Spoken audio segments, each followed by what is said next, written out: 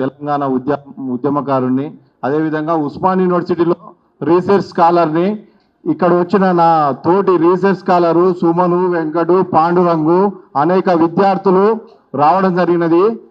మేము ఎక్కడైతే ఇలాంటి అవహేళన మాట్లాడే అధికారులు కానీ సమాజం కానీ ఎక్కడైతే ఎవరైతే ఉంటారో వాళ్ళని ఆర్ట్స్ కాలేజీ ఉద్యమానికి వేదికైన ఉస్మాన్ యూనివర్సిటీలో నీ మీద ఉద్యమం ప్రకటిస్తున్నాం.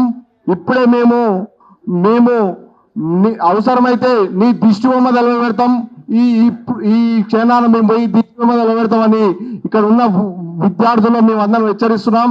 వెంటనే వికలాంగులకు మీరైతే ఏ విధంగా ఏలన మాట్లాడారో వెంటనే క్షమాపణ చెప్పాలని, అదేవిధంగా మీరు ఐఏఎస్ ఐపీఎస్ లాంటి ఉద్యోగాలకు పనికిరారని ఎక్కడైతే మీరు అన్నారో దాన్ని వెనుకకి తీసుకోవాలని మేము విద్యార్థులుగా ఉద్యమకారులుగా డిమాండ్ చేస్తా ఉన్నాం. మీరు ఎట్టి పరిస్థితుల్లో క్షమాపణ చెప్పేనాక మేము వదిలిపెట్టమని ఈ వేదిక ద్వారా హెచ్చరిస్తూ ఈ తెలంగాణ ప్రభుత్వానికి ఈ గౌరవ ముఖ్యమంత్రి గారిని కోరుకుంటూ ఏంటంటే మీరు వెంటనే ఈమె పట్ల చర్య తీసుకోవాలి.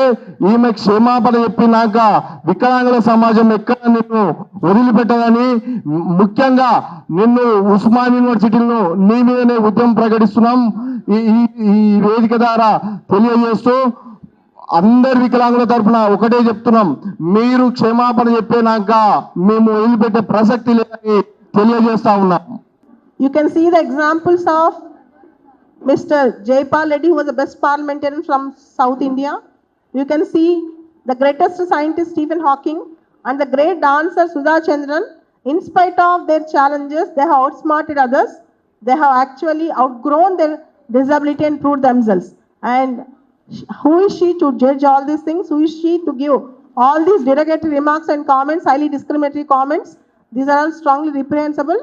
And most importantly, as a civil services officer and as an IAS officer, she is not expected to give such derogatory remarks in her social media handles. This we strongly and seriously we are requesting the government to take strong action on her. గేలి చేసిన, humiliate గురి చేసిన, ప్రత్యక్షంగా పరోక్షంగా బాధ పెట్టినట్టు చేసిన 5 సంవత్సరాల వాళ్ళకి జైలు శిక్ష ఉంది. మేము ఏమంటున్నామంటే భారతదేశంలో 4500 మంది ఐఏఎస్ ఆఫీసర్లు ఉన్నారు. దాదాపు 4500 మందిలో ఈమె ఒక ఐఏఎస్ ఆఫీసరు.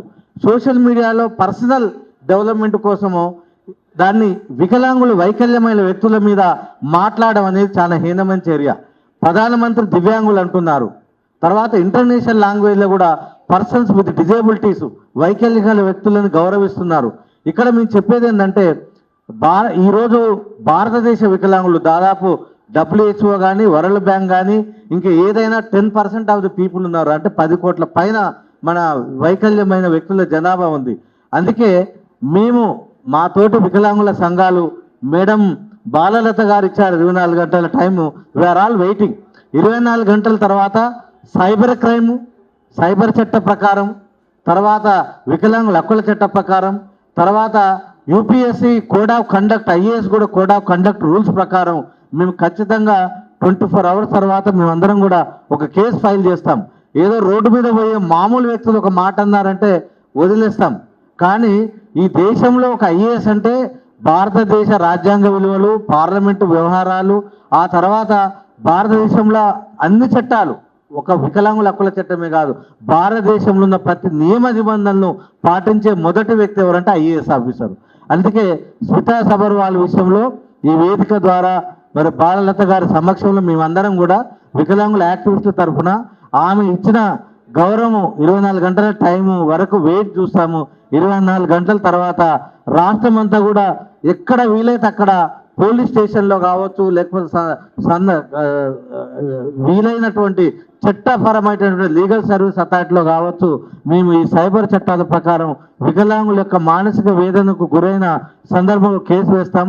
ఇంకోటి కూడా, ఎవరైతే ఆస్పిరెంట్స్ ఉన్నారో ఈరోజు ఐఏఎస్ రాసే మిత్రులు కొంతమంది బాధపడుతున్నారన్న విషయాన్ని బాధపడాల్సిన అవసరం లేదు.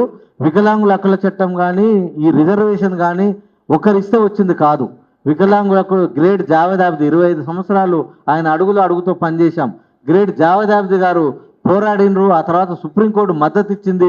మన్మోహన్ సింగ్ టైంలో మన్మోహన్ సింగ్ గారికి స్టేట్మెంట్ కూడా ఉంది, ఇది నా సర్వీస్లో ఒక గొప్ప కార్యం వీళ్ళకి రిజర్వేషన్ ప్రకటించడం అని. ఇలాంటి సందర్భాన్ని ఎవరు కూడా చేయలేరు. అందుకే వికలాంగులకు సంబంధించి ఎవరైనా ఐఏఎస్ రాస్తున్న వాళ్ళు ఇంకా మానసిక శక్తితోని బెటర్ దెన్గా మీరు రాయాల్సిన అవసరం ఉంది. మేమందరం ఉన్నాం.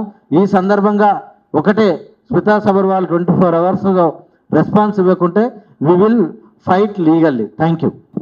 Thank you for the entire media for coming to this press meet and supporting our cause. And we request from today onwards, kindly, if any officer or any citizen gives such derogatory remarks, kindly support us. And also, don't be sensitive, and we are also part of society. Please understand that. Thank you for the media for coming here. Thank you for the press club and media. Aarogyasri లాంటి కార్డులు వచ్చి ఎంతో మంది పేదవాళ్ళకి corporate వైద్యం అందినది ఈ రాష్ట్రంలో తెలుసు. అది రాజశేఖర్ రెడ్డి గారు చేశారని ఇప్పటికీ కూడా చెప్పుకుంటారు. కానీ దాని వెనుక కూడా ఒక చరిత్ర ఉంది. ఆ క్రెడిట్ ఎవరికి వెళ్ళాలి అంటే ఖచ్చితంగా ఈ సమూహాలకే వెళ్ళాలి.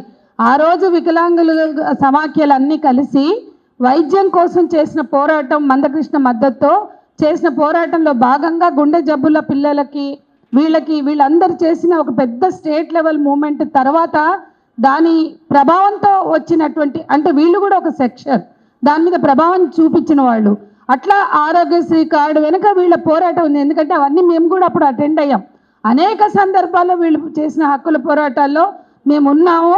ఇప్పటికైనా ఆమె అర్థం చేసుకోవాలి, ఆమె ఇన్సెన్సిటివ్ యాటిట్యూడ్ని వదులుకోవాలి అనేది కూడా మేము కోరుతున్నాం.